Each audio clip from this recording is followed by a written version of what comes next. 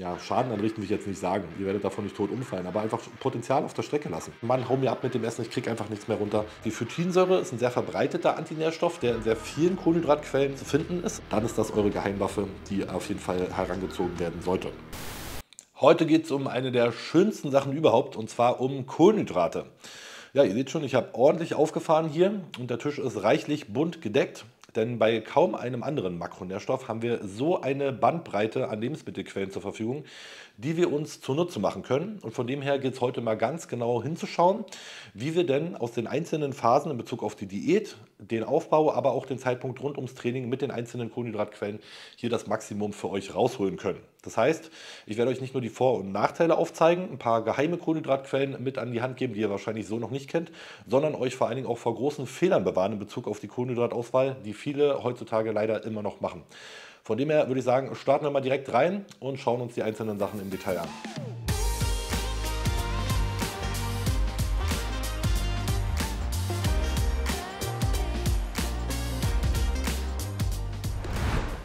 Kohlenhydrate sind jetzt ganz einfach gesprochen erstmal alles Zuckermoleküle, die sich aber in unterschiedlicher Form und Länge darstellen. Das heißt, egal wie komplex die Kohlenhydrate sind, die ihr esst, Haferflocken, Linsen, Vollkornprodukte, am Ende wird alles in ganz einfache Zuckermoleküle runtergebrochen, sodass euer Körper dann dementsprechend mit Energie versorgt werden kann.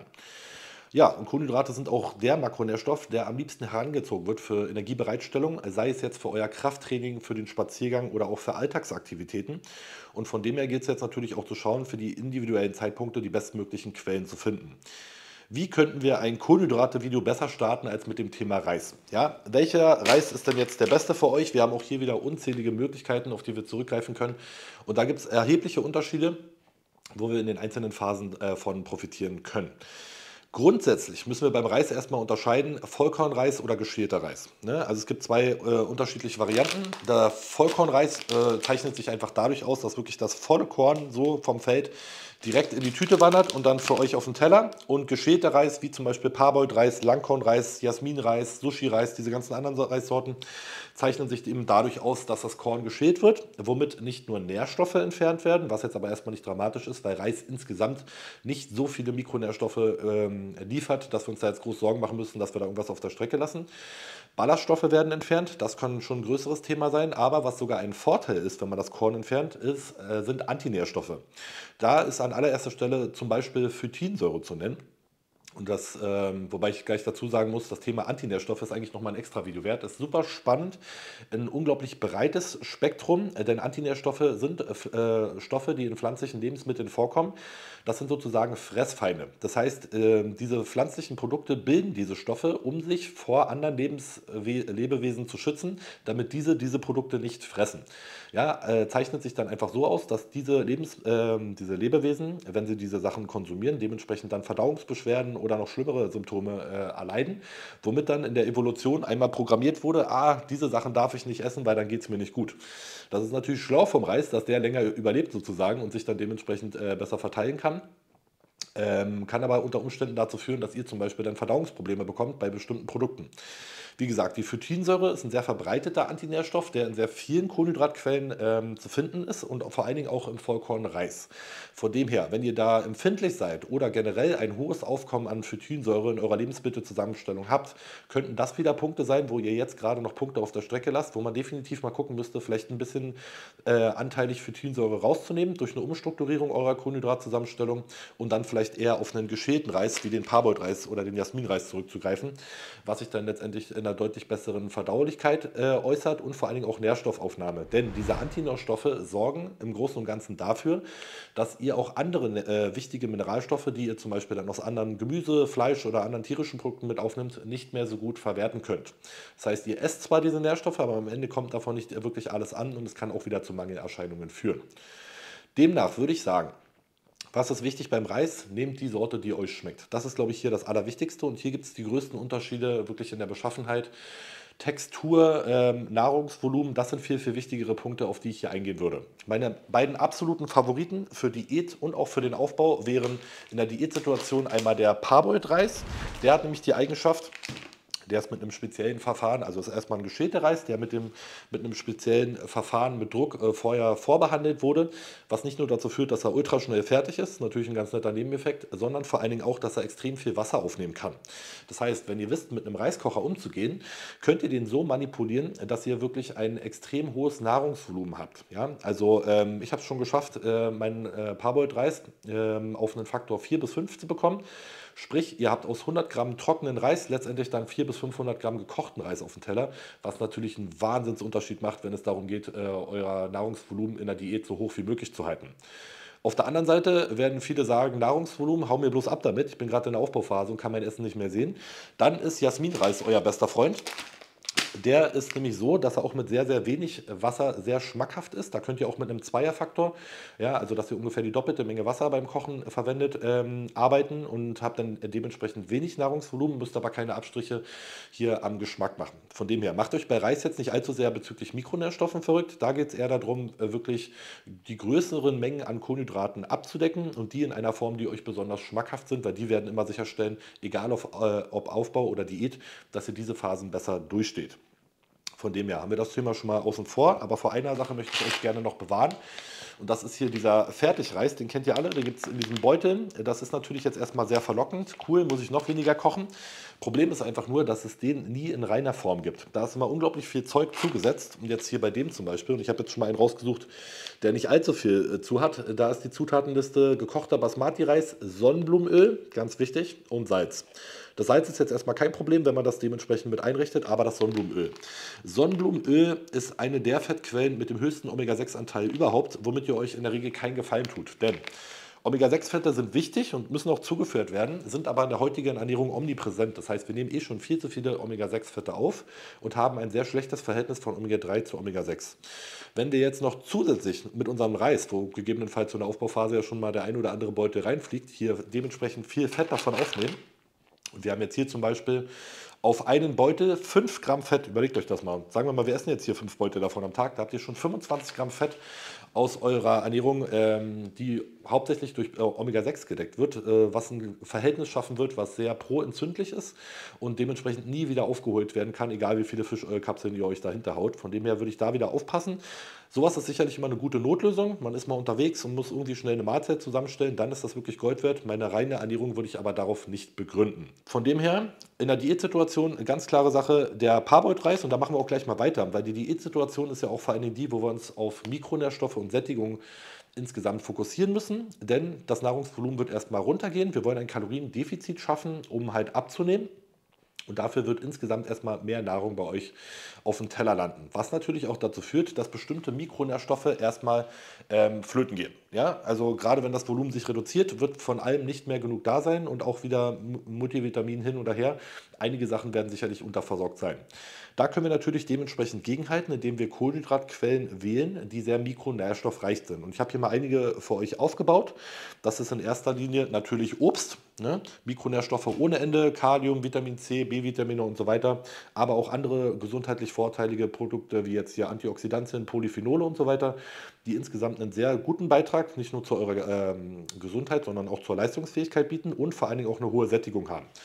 Absoluter Geheimtipp in der Diät ist es erstmal, einen gewissen Teil der Kohlenhydrate durch Obst zu ersetzen. Ja, also spart ein bisschen Reis ein und mischt eure Mahlzeiten noch ruhig, dass ihr zum Beispiel eine herzhafte Mahlzeit esst mit Hühnchen, Reis, Brokkoli, was auch immer, und dann euch als Dessert noch eine Orange gönnt, natürlich eingerechnet.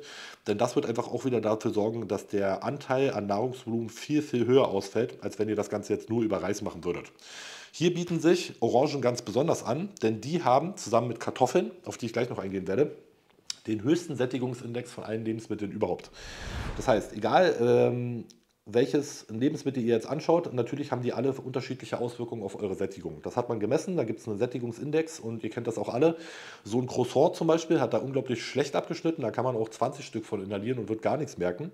Aber so eine gekochte Kartoffel, die liegt schon mal im Magen, ja, und das kann man sich natürlich zunutze machen in der Diät. Beeren sind eine weitere tolle Sache. Die liefern unglaublich viel Mikronährstoffe für wenig Kalorien. und dementsprechend auch wieder ein schönes Einsatzgebiet, dass ihr euch einfach mal überlegt, wenn ihr jetzt irgendwie 20, 30 Gramm Kohlenhydrate habt, macht euch doch wirklich mal eine fette Schüssel Beeren. Ja, Heidelbeeren, Himbeeren, Erdbeeren, was gerade der Markt oder die Saison so hergibt, kann einfach hier einen Teil eurer Kohlenhydrate ersetzen und gleichzeitig dafür sorgen, dass ihr nicht nur wahnsinnig viele Mikronährstoffe tankt, sondern vor allen Dingen auch wirklich, wirklich viel Sättigung dafür bekommt. Genau, das wäre die erste Sache, die ich einbauen würde. Definitiv Obst. Meine beiden Hauptfavoriten hier definitiv Orangen und Beeren.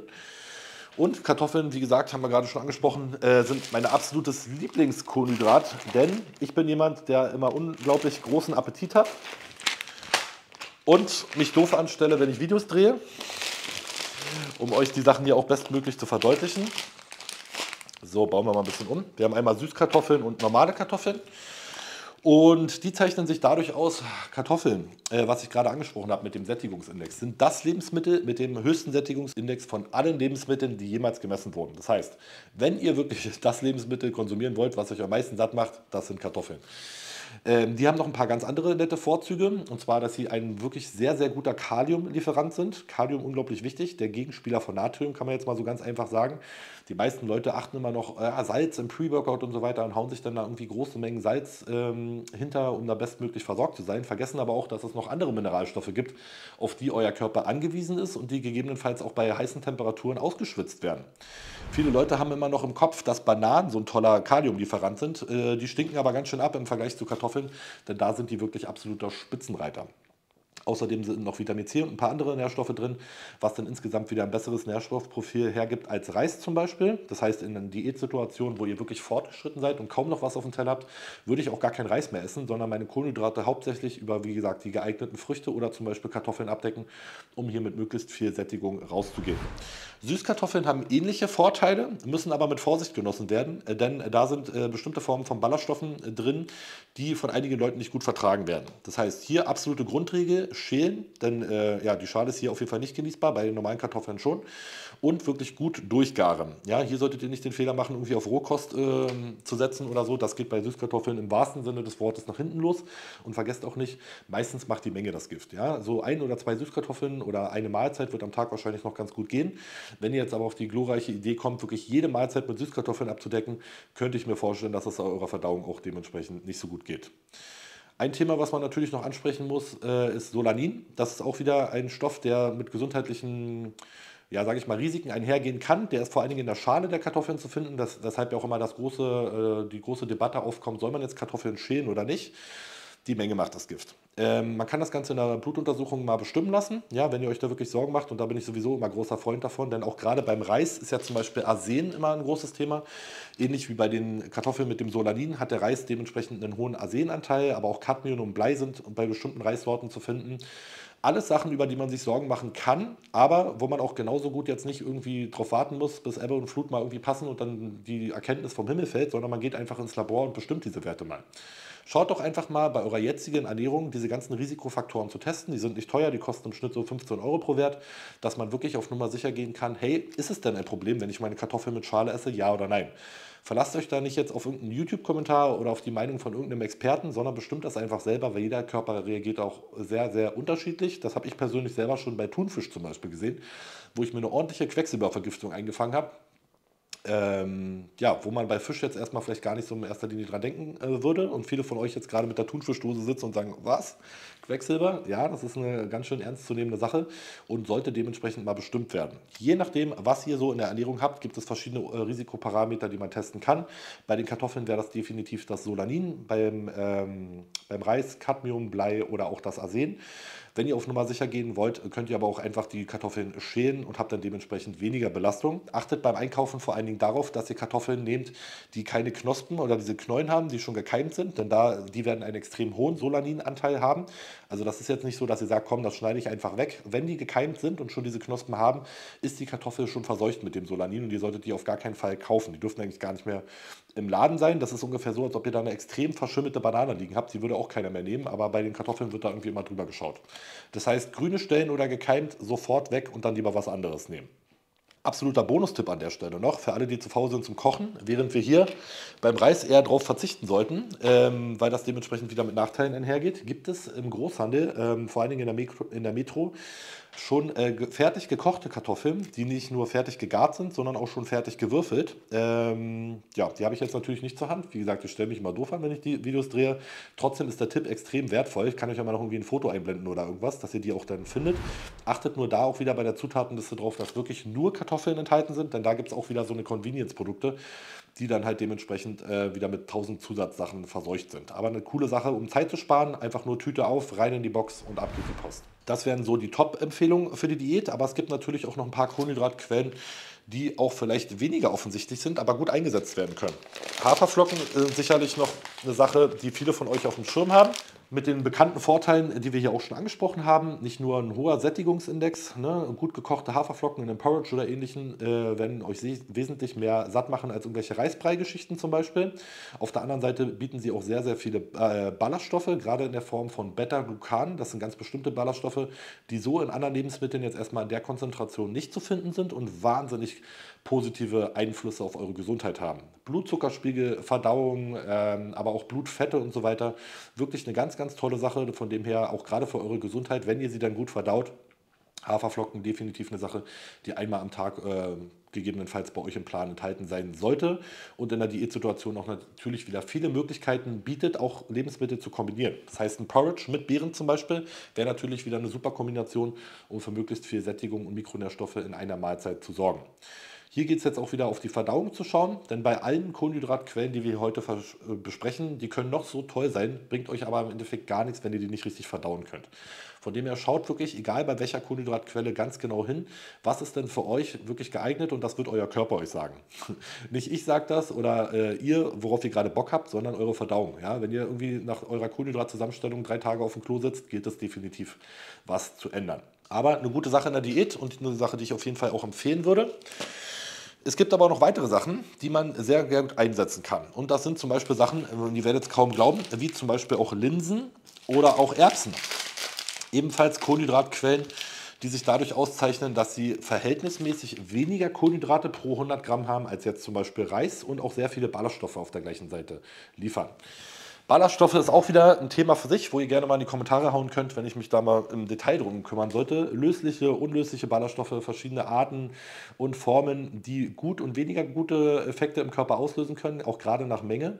Deswegen ist auch hier wieder angesagt, wirklich die richtige Menge für sich zu finden. Aber gerade in großen Kalorienreduktionen sind das wertvolle Tools, die man einsetzen kann, die man auch gegebenenfalls wieder gut mischen kann. Ja, also um zum Beispiel euren Parboiled-Reis ein bisschen zu strecken und etwas Volumen noch zu erhöhen, könnte man auch zum Beispiel machen, dass man 2/3 der Mahlzeit aus Reis macht und 1/3 aus Linsen, was nicht nur geschmacklich auch eine geile Sache ist, auch mit Erbsen gemischt zum Beispiel, sondern auch wieder dafür sorgt, dass ihr insgesamt ein wesentlich höheres Nahrungsvolumen auf den Teller bekommt.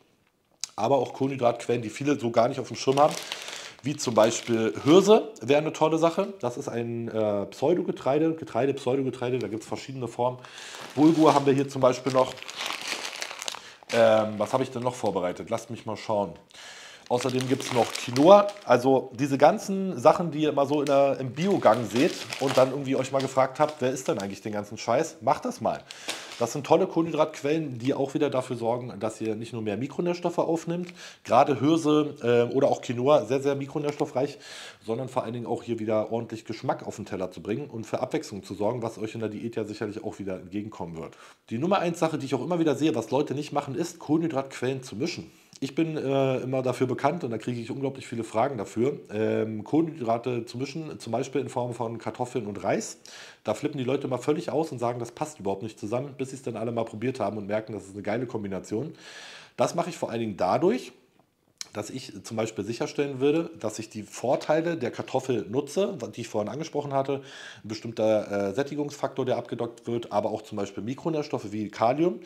Die stelle ich einfach sicher bis zu einer gewissen Menge. Bei mir sind das persönlich so 200 Gramm pro Mahlzeit. Und weil ich aber jemand bin, der sehr, sehr viel essen muss und dann bei 6.000, 7.000 Kalorien natürlich nicht über alles über Kartoffeln decke, damit mein Verdauungstrakt hier nicht überlastet wird, mache ich das so, dass ich halt eine gewisse Menge reingebe, zum Beispiel 200 Gramm pro Mahlzeit, um das abzudecken und mische den Rest an Kohlenhydraten, den ich dann noch brauche, weil ich dann irgendwie vielleicht 150, 200 Gramm Kohlenhydrate in dieser Mahlzeit habe, über den Parboiled-Reis decke.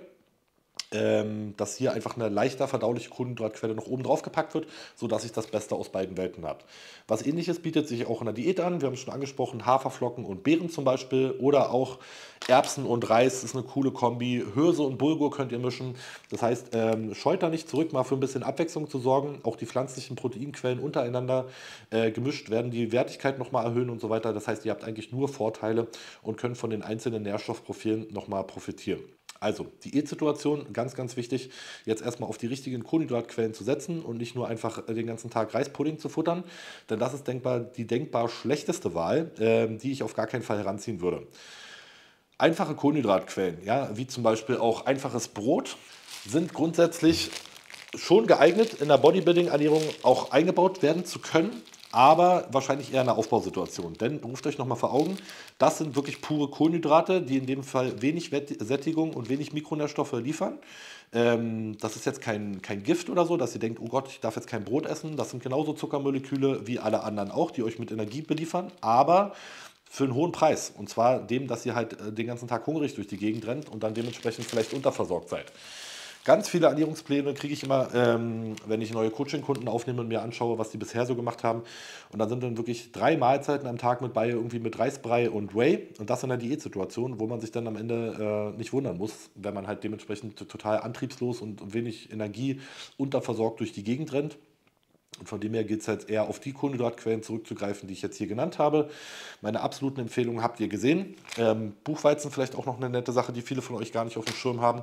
Kascha, alle aus dem Ostblock werden es kennen. Das ist so der Reis des Ostblocks sozusagen. Eine super geile Sache, die auch geschmacklich nochmal einen tollen Eingeschmack mit sich bringt und insgesamt dafür sorgt, dass ihr hier auch wieder von mehr Volumen profitieren könnt, weil Kascha auch wieder eine Sache ist, die sehr, sehr viel Wasser aufnimmt und genauso zubereitet werden kann wie Reis. Das gilt jetzt auch für die Hirse und so weiter. Das könnt ihr auch ganz einfach in den Reiskocher knallen, dementsprechend nur mal auf die Zeit gucken und das Wasserverhältnis da ein bisschen rumzuspielen, aber insgesamt eine Sache, die ich euch auf jeden Fall empfehlen kann. Das war jetzt erstmal die Diätsituation. Mikronährstoffe, Sättigung und Nahrungsvolumen sind hier so die hauptsächlichen primären Gründe, nach denen ihr eure Kohlenhydratquellen aussuchen solltet. Typische Fallen wären jetzt hier, wie gesagt, nur auf einfache Kohlenhydratquellen zurückzugreifen, weil man das ja so macht oder weil irgendjemand euch das so aufgeschrieben hat. Davon würde ich auf jeden Fall Abstand nehmen und mir das Leben wesentlich einfacher machen mit der richtigen Auswahl. Ich kriege eigentlich immer wieder das Feedback, wenn ich Leuten Diätpläne aufstelle, dass sie sagen, sie haben Probleme, so viel zu essen. Ja, das sind natürlich Luxusprobleme, die man in der Diät gerne haben kann.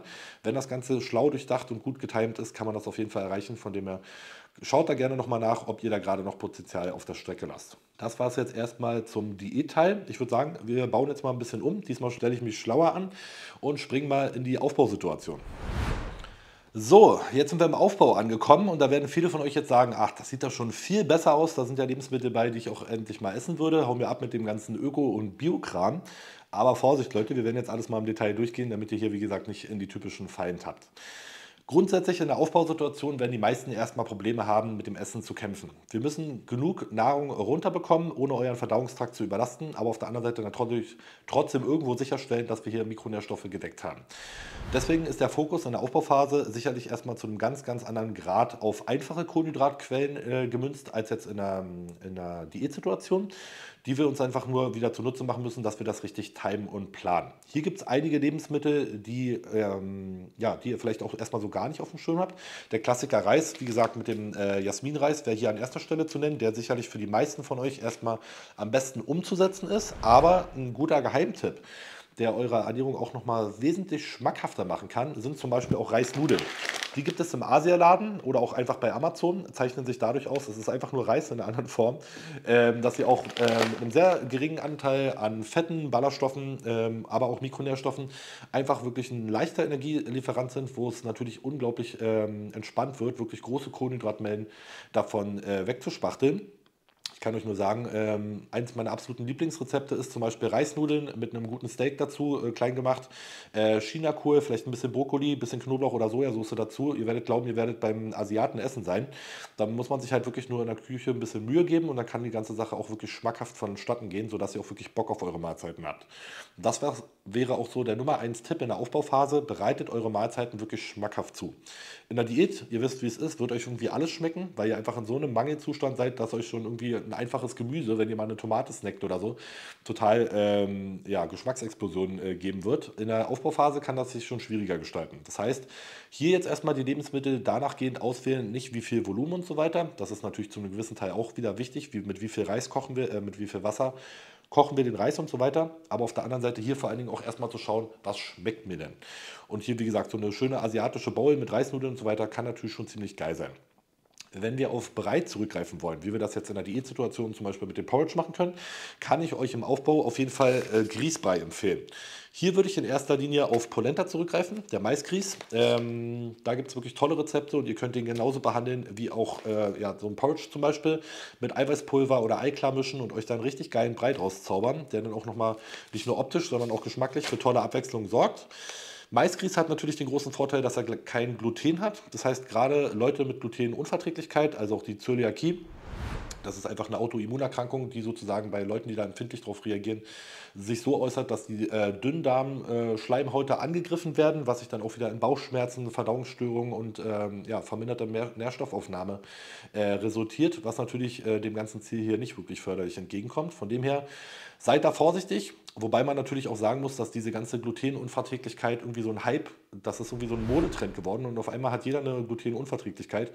Vieles davon ist wahrscheinlich auch einfach nur Kopfsache. Das heißt, grundsätzlich können wir erstmal zusammenfassen, wenn ihr insgesamt Gluten gut wegsteckt, ja, egal jetzt in der Form von Nudeln, was sicherlich natürlich auch bei vielen von euch eine relevante Option für die Aufbauphase wäre, oder auch hier zum Beispiel der Hartweizengrieß. Das wäre die günstigere Alternative zum Polenta zum Beispiel. Kennt ihr sicherlich alle, der klassische Grießbrei. Auch absolut verwendbar in der Aufbauphase, überhaupt gar kein Problem. Natürlich auch in der Diätsituation, aber wie gesagt, das Ganze wird euch halt überhaupt nicht sättigen und dann dementsprechend wieder dafür sorgen, dass ihr schnell wieder die nächste Mahlzeit verdrücken könnt. Aber alles valide Optionen, um eure Aufbauphase so zu gestalten, dass ihr möglichst viele Kohlenhydrate runterbekommt und das vor allen Dingen auch möglichst schmackhaft. Couscous ist ähnlich. Auch wieder eine sehr einfach verdauliche Kohlenhydratquelle auf Weizenbasis, die sich dann einfach auch nochmal anbietet, ähnlich wie Reis einzusetzen. Und auch hier behaltet im Hinterkopf, Leute, ihr könnt diese Sachen mischen.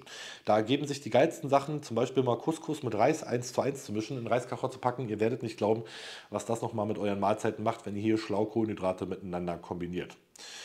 Dementsprechend, wenn wir das Thema Gluten schon auf dem Tisch haben, können wir auch gleich über Brot sprechen. Das ist eine Sache, die definitiv Anwendung findet. Die Toastbrötchen hier zum Beispiel sind eine coole Option, die fast niemand auf dem Schirm hat, denn die haben unglaublich wenig Fett. Bei Brot ist immer das große Problem und da werdet ihr das gar nicht glauben. Da geht es gar nicht so sehr darum, ob die Sachen geeignet sind in Form von Kohlenhydraten, weil das haben sie auf jeden Fall, sondern weil viele Brotsorten einfach unglaublich viel Fett enthalten. Der Klassiker, wo ihr euch vielleicht noch denkt, ihr tut euch einen großen Gefallen, Eiweißbrot, das war ja eine Zeit lang auch mega im Trend, hat jetzt hier pro 100 Gramm zum Beispiel 10 Gramm Fett, müsst ihr euch mal reinziehen. Das kommt natürlich, weil hier auch viele Saaten und Körner und so weiter drin sind, weil man das Ganze natürlich wieder möglichst gesund gestalten will. Alles auch wieder Omega-6-basierte Fettquellen, die ich eigentlich gar nicht essen würde. Und auch das Eiweiß bezieht sich hauptsächlich aus Weizen, was erstmal so minderwertig für den Körper ist. Das heißt, nur weil hier 20 Gramm Eiweiß drin sind, heißt das noch nicht, dass euer Körper die auch verwenden kann. Von dem her würde ich da erstmal schauen, immer wenn ich auf Brot zurückgreife, wo erstmal überhaupt nichts dagegen spricht, auf Brotsorten zurückzugreifen, wie zum Beispiel diese Toastbrötchen, die sind wesentlich besser geeignet als normaler Toast, denn egal ob Vollkorntoast, Buttertoast und diese ganzen anderen Sorten, die bei euch am Ernährungsplan vielleicht jetzt gerade noch drin sind, haben alle unglaublich viel Fett und von dem her würde ich erstmal davon absehen, da größere Mengen von einzubauen und dann lieber auf solche Sachen hinzugreifen. Eine weitere gute Option wäre auch das Graubrot, ja, meistens hier aus Roggensauerteig. Sauerteig hat nicht nur den großen Vorteil, dass es dementsprechend sozusagen vorfermentiert ist und dann auch wieder einen positiven Beitrag für eure Darmflora und die Nährstoffaufnahme insgesamt liefern kann, sondern vor allen Dingen auch, dass diese Brotsorten mit relativ wenig Fett einhergehen. Hier jetzt auch 1,5 Gramm auf 100. Also ein Zehntel von dem, was Eiweißbrot zum Beispiel hat, was dann einfach auch wieder sehr zuträglich ist, eure Makrogestaltung so hingehend zu gestalten, dass ihr eure Fettquellen wirklich nicht passiv aus diesen Lebensmitteln mitnehmt und den ganzen Schrott einsackt, wie auch bei dem Mikrowellenreis zum Beispiel, sondern eure Fettquellen dann wirklich dahingehend zu gestalten, dass ihr da hochwertige Fettquellen habt, wozu ich gerne auch nochmal ein ähnliches Video in der Form machen kann, wo wir darauf eingehen, in welchen Lebensmitteln sind dann wirklich hochwertige Fette da, weil auch da immer unglaublich viele Fragen kommen. Ich bin ja eher jemand, der, ja, sagen wir so 40, 50 Gramm Fett das ganze Jahr über nur am Tag konsumiert bei aktuell 125 Kilogramm Körpergewicht, was ja verhältnismäßig jetzt erstmal extrem wenig ist. Wobei ich aber immer dazu sagen muss, es kommt beim Fett viel, viel eher auf die Qualität als auf die Quantität an.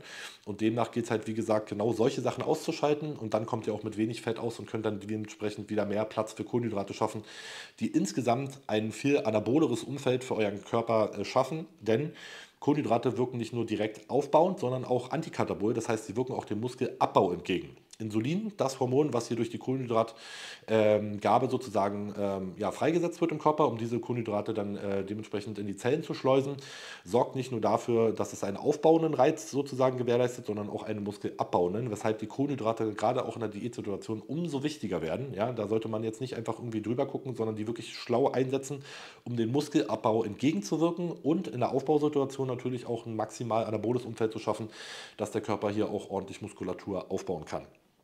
Diese Insulinantwort wird durch diese ganzen Kohlenhydratquellen, die ihr hier seht, auf jeden Fall produziert, aber es gibt Unterschiede.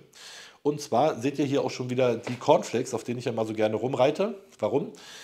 Weil ihr alle fleißig am Cornflakes futtern seid. Ich weiß nicht, wie oft ich schon im Studio gesehen habe, dass die Leute irgendwie ja, nach dem Training einfach im Studio ihre Box auspacken und sich da ihre Cornflakes hinterhauen und wissen auch gar nicht, was sie sich damit eigentlich für einen ja, Schaden anrichten, will ich jetzt nicht sagen. Ihr werdet davon nicht tot umfallen, aber einfach Potenzial auf der Strecke lassen.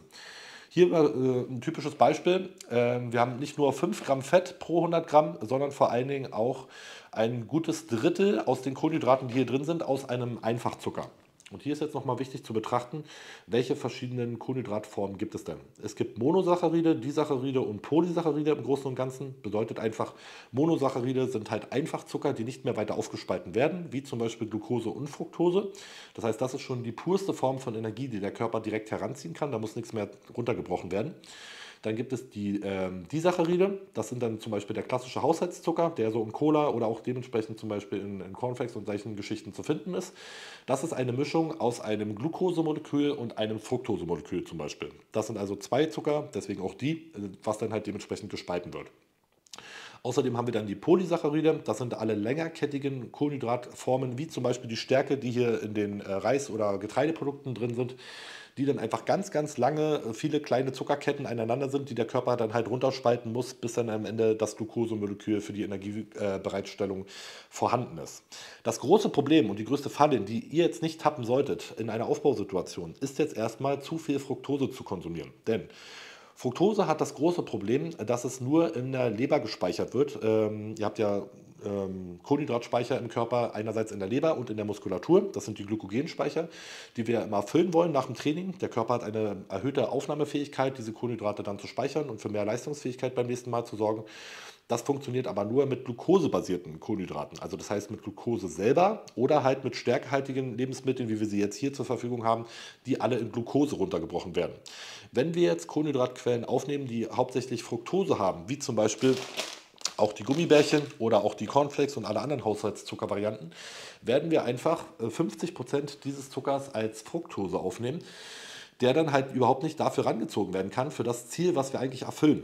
Stellt euch das ungefähr so vor, als ob ihr jetzt nach dem Training sagt, geil, ich habe jetzt trainiert, meine Kohlenhydratspeicher sind leer, ich will die jetzt wieder auffüllen und dann esst ihr Fett. Das ist nicht das, was wir eigentlich erfüllen wollen, denn nur diese Speicher können gefüllt werden durch glukosebasierte Kohlenhydrate, sprich, was wir hier zur Verfügung haben. Dementsprechend würde ich Abstand davon nehmen, irgendwelche Cornflakes und ähnliche Geschichten zu nehmen, mit der Begründung, das produziert ja so extrem viel Insulin. Das wird unterm Strich keinen Unterschied machen, ob ihr jetzt einen weißen Reis in Bezug auf die Insulinantwort nach dem Training esst oder zum Beispiel irgendwelche Cornflakes. Ganz im Gegenteil. Das zugesetzte Fett hier und so weiter hat sogar eher Nachteile auf die Gesamtkörperzusammensetzung dann mit eurer Nährstoffzusammenfuhr nach dem Training, weshalb ich davon auf jeden Fall Abstand nehmen würde. Fructose ist einfach in keinem Szenario irgendwie gewinnbringend. Zu viel Fructose, gerade in diesen unnatürlichen Mengen, die wir jetzt durch zuckerhaltige Lebensmittel aufnehmen, zeichnet sich sogar dadurch aus, dass wir insgesamt ja, eine schlechtere Insulinsensitivität erwarten können. Das heißt, die Fähigkeit des Körpers, Kohlenhydrate zu verstoffwechseln und mit Insulin umzugehen, wie sensibel der Körper für dieses Hormon ist, denn er kann auch ganz schnell abstumpfen. Das wäre dann zum Beispiel eine Diabetes Typ 1, Typ 2, aber auch wieder ein Thema, was jetzt ausarten würde. Geht halt ganz schnell, wenn ihr zu viel Fructose aufnehmt. Das heißt, da tut ihr euch in keinerlei Hinsicht einen Gefallen. Weder füllt ihr eure Speicher vernünftig auf, Außerdem wird Fructose auch insulinunabhängig größtenteils aufgenommen. Das heißt, es wird nicht mal, wenn ihr reine Fructose aufnehmen würdet, viel Insulin produziert, was dann natürlich auch wieder nach dem Training gar nicht der gewünschte Effekt ist und ihr dann gegebenenfalls mit Quellen wie Couscous, Nudeln oder auch einem Hartweizengrieß zum Beispiel viel besser produzieren könntet. Und auf der anderen Seite habt ihr noch nachteilige Effekte auf eure Insulinsensitivität, weshalb ich davon auf jeden Fall zurückschrecken würde. Hier darf man natürlich aber nochmal ganz klar sagen, Kohlenhydrate in Form von Fructose sind natürlich auch in Obst enthalten. Allerdings werdet ihr niemals so viel Obst essen, dass ihr hier eine Menge an Fructose erreicht, die in irgendeiner Form problematisch werden würde. Von dem her ist das jetzt weniger das Problem. Esst weiterhin Obst. Hier steht das absolut im Verhältnis, weil das Obst euch natürlich auch wieder ganz andere Vorteile bietet in Form von Mikronährstoffen, Sättigung und so weiter, was wir alles schon besprochen haben. Weshalb hier ein paar Gramm Fructose überhaupt nicht problematisch werden.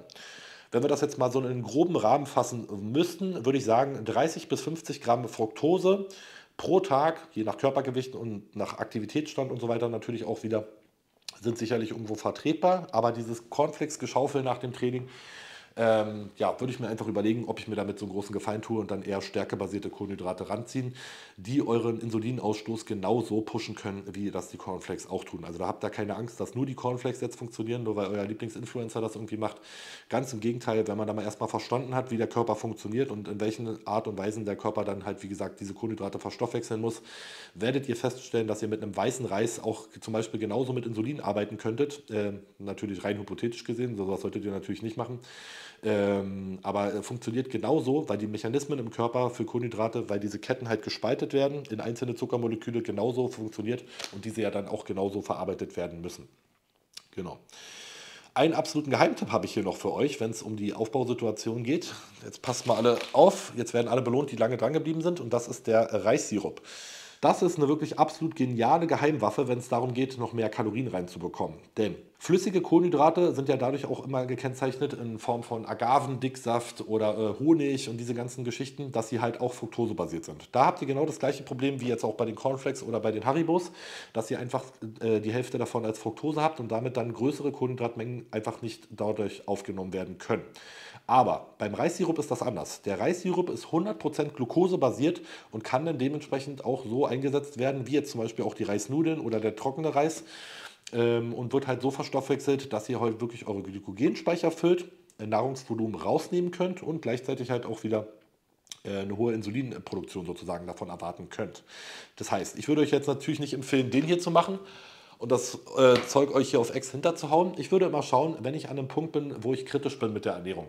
Ja, sagen wir mal, ihr habt jetzt 100 Gramm Kohlenhydrate pro Mahlzeit und habt da schon ganz schön mit zu kämpfen.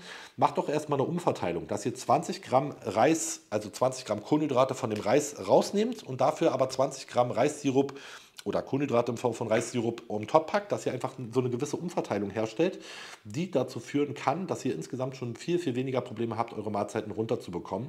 Und hier ist auch wieder das Geniale, dass wir bei dem Reissirup halt insgesamt auch die Mahlzeit so ein bisschen schmackhafter machen. Ja? Die wird so ein bisschen flüssiger und so diese leicht süßliche Note, ihr werdet sehen, das passt auch wunderbar zu herzhaften Gerichten, das stört überhaupt nicht, wird im Endeffekt noch dazu führen, dass ihr eure Mahlzeiten wesentlich leichter runterbekommt. Von dem her, Reissirup kriegt ihr ganz einfach bei Amazon, packe ich euch gerne mal in die Beschreibung unten rein. Eine tolle Sache, die insgesamt sehr, sehr gut funktioniert, gerade wenn ihr schon an euren Grenzen aufgekommen seid und hier mit den ganzen einfachen Kohlenhydratquellen wirklich schon alles maximiert habt und sagt, Mann, hau mir ab mit dem Essen, ich kriege einfach nichts mehr runter, dann ist das eure Geheimwaffe, die auf jeden Fall herangezogen werden sollte.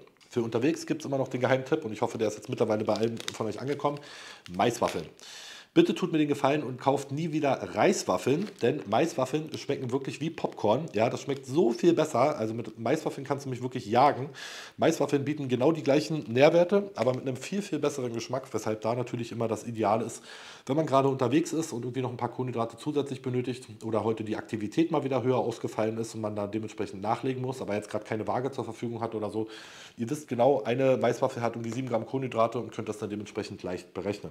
Ja, was eigentlich auch eine gute Überleitung wäre für ein weiteres Kohlenhydratvideo.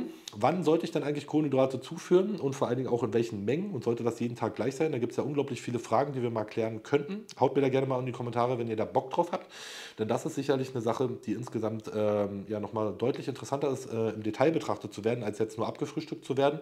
Aber da ergeben sich schon einige spezielle Umstände, wo ich auch immer wieder sehe, dass Leute extrem viel liegen lassen, was wir gerne mal im Detail beleuchten können, wenn euch das Ganze interessiert.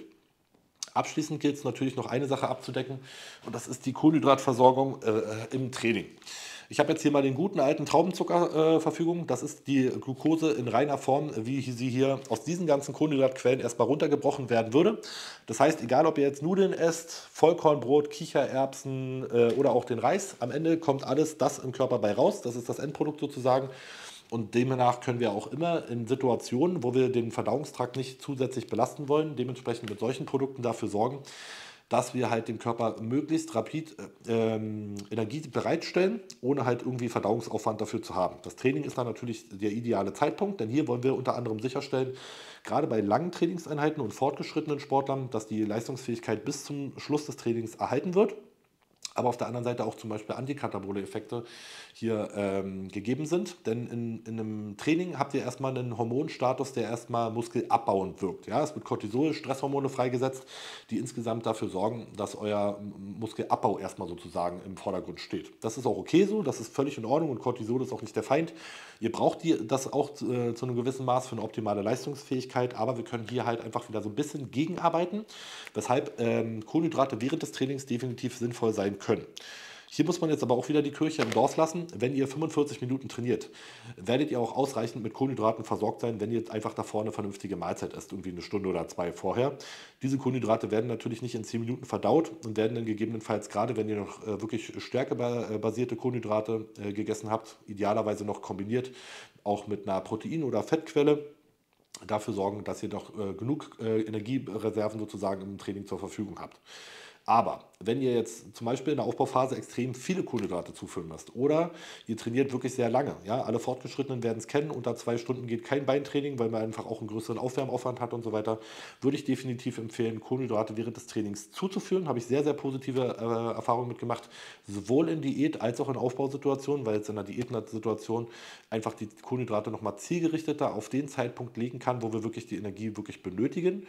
Wenn ihr so wie ein Zombie durch den Tag lauft, weil ihr einfach in den letzten Phasen der Diät seid, sei es drum, aber das Training muss natürlich funktionieren, um hier einfach auch eure Muskulatur zu erhalten und eine hohe Leistungsfähigkeit darzustellen. Welche Kohlenhydratquelle während des Trainings am besten ist, das kommt wieder extrem drauf an. Ich sag mal so, wenn ihr Geld sparen wollt und es wirklich gut vertragt und mit euch in einem Kohlenhydratrahmen jetzt hier irgendwo von 20 bis 40 Gramm, sage ich mal, bewegt, werden viele von euch wahrscheinlich gar nicht auf dem Schirm haben, dass ihr auch ganz billigen, einfachen Traubenzucker nehmen könnt und das Ganze ähnlich gut funktioniert wie teurere Kohlenhydrate. Wenn wir jetzt aber in Bereiche gehen, wo wirklich viele Kohlenhydrate notwendig werden, werdet ihr nicht drum rumkommen, auf ein hochwertiges Kohlenhydrat wie zum Beispiel Clusterdextrin zurückzugreifen. Das ist ein ganz spezielles Kohlenhydrat, was sich halt dadurch auszeichnet, dass es möglichst wenig Wasser im Darm bindet und das ist genau das Gegenteil von dem, was der Traubenzucker macht. Der zieht nämlich unglaublich viel Wasser in euren Verdauungstrakt und wird dann gegebenenfalls bei einer bestimmten Menge, auch hier wieder die Menge macht das Gift, dafür sorgen, dass ihr während des Trainings ja, mit einem ganz schönen Wasserbauch durch die Gegend lauft und euer Körper von der Leistungsfähigkeit gegebenenfalls sogar auch eher gemindert wird. In der Praxis sieht es aber so aus, dass geringe Mengen hier eigentlich ganz gut weggesteckt werden und ihr halt die Möglichkeit habt, eine ganze Menge Geld zu sparen. Aber wenn es um die letzten Prozentpunkte geht und auch ihr diesen Punkt nicht auf der Strecke lassen wollt oder halt vielleicht schon fortgeschritten seid, viel Körpergewicht habt und viele Kohlenhydrate braucht, würde ich definitiv das Clusterdextrin empfehlen. Sicherlich die beste Form, Kohlenhydrate während des Trainings zuzuführen, um hier wirklich nichts auf der Strecke zu lassen und wirklich das Nonplusultra an Nährstoffversorgung während des Trainings idealerweise kombiniert mit zum Beispiel den Yummy ERAs. Geschmack Eisbonbon, schmeckt auch besser als die Cornflakes, zu kombinieren, um euch hier während des Trainings bestmöglich abzudecken. Genau. Das war die Aufbausituation, die nicht weniger wichtig ist. Wie gesagt, ihr müsst halt immer schauen, wo seid ihr gerade, was wollt ihr erreichen, was seid ihr auch für ein Typ, habt ihr eher großen Appetit, habt ihr weniger Appetit. Bei mir ist es ja zum Beispiel so, ich bin ein Fass ohne Boden, ich habe immer Hunger und dementsprechend sind bei mir zum Beispiel in einem Aufbau trotzdem auch Kartoffeln in jeder Mahlzeit mit drin, genauso wie auch Gemüse und andere Kohlenhydratquellen, die eher für mehr Sättigung sorgen, wie zum Beispiel Haferflocken, was bei anderen Leuten sofort rausfliegen würde, die halt eher Probleme haben mit diesen ganzen Sachen. Von daher kein richtig oder falsch, aber ich hoffe, eine ganze Menge Gedankenanstöße, euren Ernährungsplan dementsprechend noch ein bisschen mehr in die Tiefe weiterzuentwickeln und vor allen Dingen auch einige Sachen nicht mehr liegen zu lassen. Cornflakes rauszuschmeißen, Mikronährstoffdichte zu erhöhen, Sättigungsindex je nach eurer Appetitslage gezielt zu manipulieren, dass ihr insgesamt nicht nur besser performt, sondern euch auch besser fühlt und das Ganze halt hier wirklich zu euren Lebensumständen passt. In dem Sinne. Ich habe mich jetzt bestimmt wieder hier 3 Stunden verquatscht, wie immer in meinen Videos. Freue mich, dass ihr dabei geblieben seid. Natürlich ist das nicht mal ansatzweise das, was man in Bezug auf Kohlenhydrate eigentlich noch besprechen könnte. Aber dafür sind ja die Kommentare da. Da könnt ihr jetzt gerne alles mal reinhauen, was noch offen geblieben ist, wo ihr speziell vielleicht noch mit eurer Ernährungssituation Probleme habt mit Kohlenhydraten und so weiter. Und dann werde ich mir die größte Mühe geben, auch eure Probleme so gut es geht zu lösen. Von dem her, lasst mich da gerne wissen, wenn irgendwas noch unklar ist. Jetzt erstmal vielen Dank fürs Dabeisein und ihr werdet es nicht glauben, für mich stehen jetzt erstmal Kohlenhydrate an, denn die Gehirnleistung hat jetzt wieder einiges verbrannt hier und demnach werde ich jetzt erstmal mit meiner Mahlzeit loslegen. Wünsche euch alles Gute und sage bis zum nächsten Mal.